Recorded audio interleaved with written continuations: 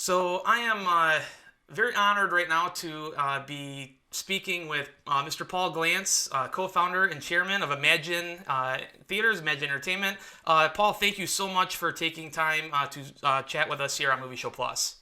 It's my pleasure, Tom. Glad to be with you today. So, I guess, as we speak and, as you know, things change so rapidly. Get us caught up a little bit on the trajectory here of Imagine since the pandemic hit versus where we are now. Well, as you can imagine, it's not exactly business as usual. Yeah. We have had the good fortune to be able to retain all of our salaried personnel and our hourly managers. And we've deemed their work essential because what they've been doing is what I call the task that you referred to as if I ever had time. And Yeah. so it's involved a lot of extra cleaning. Sure. And at the senior executive level, it's involved a lot of planning relative to what it's going to look like when we reopen, when we're going to be able to reopen, what kind of steps we're going to take, when we're able to reopen to assure the public that they're in good hands. We're busy applying for some loans.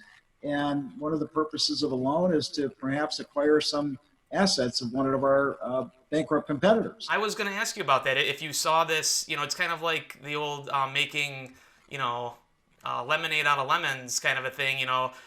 If you're looking for opportunities in that way, in terms of this being, I don't want to call this a good thing. Obviously, this is not a good thing, but long-term success for Imagine Theatres possibly coming out of this mess. Well, you got it right. It's not a good thing for anybody. Yeah. Concurrently, we think that there may be some opportunities here. One of our Michigan brethren, Goodrich Quality Theaters, declared bankruptcy in February before the shutdown occurred. And so we're studying those assets right now to discern if any of them could be repurposed into Emagine Theatres. Now we learned on Saturday that CMX Theaters declared bankruptcy. And so we're going to be studying those opportunities as well. Where we sit now, what could you tell movie goers in terms of what they might be able to expect moving forward? What is the movie going experience going to look like? How's it going to change? In my best case scenario, it wouldn't change much. And here's why, Tom. I think that going to the movies is about enjoying a communal experience. And so we've already, as you could well tell from visiting our theaters, instituted social distancing before the term was even coined through the introduction of reclining chairs. Yeah. When we put in reclining chairs, we lose about 2/3 of our seat count. And so we've already substantially decreased our capacity through the advent of reclining chairs.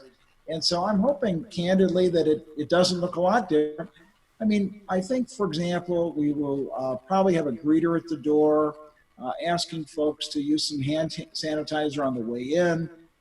It's entirely possible that most guests will be comfortable wearing masks or our governor will mandate that they wear masks. But at the end of the day, I think there's something special about watching a film with an audience in a communal environment. The other debate going on right now in the industry is you have to have something to show. And there's not the first big movie that is on the slate is not until mid-July.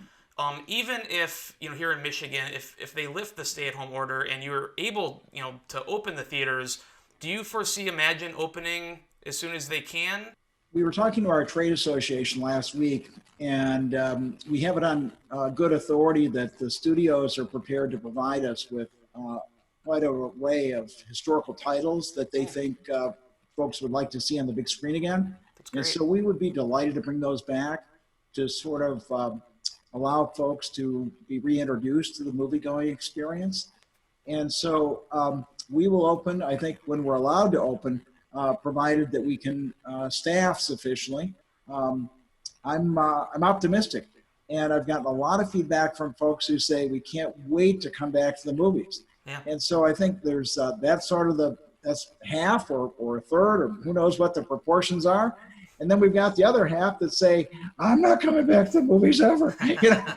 Right. So I think we'll figure it out. It's over time, right? That's right. That's right. And Paul, if you could leave people with something, what's the main message that you would like to get out from Imagine to the moviegoers here in Michigan? Well, we've always strived to provide our guests with the ideal and optimal entertainment experience. And I've always believed that cleanliness is close to godliness, so that we've strived to offer the most hygienic environment possible. We're going to continue to do that, of course, and perhaps even redouble our efforts beyond that. And so, again, I think it's really within the realm of each individual to determine if they're comfortable returning to communal environments. I would respectfully submit to you that, particularly if you're wearing a mask, it's safe. But I'm not a public health expert, Right. And so I think it's up to each individual guest to decide on their future, and they will ultimately determine our future.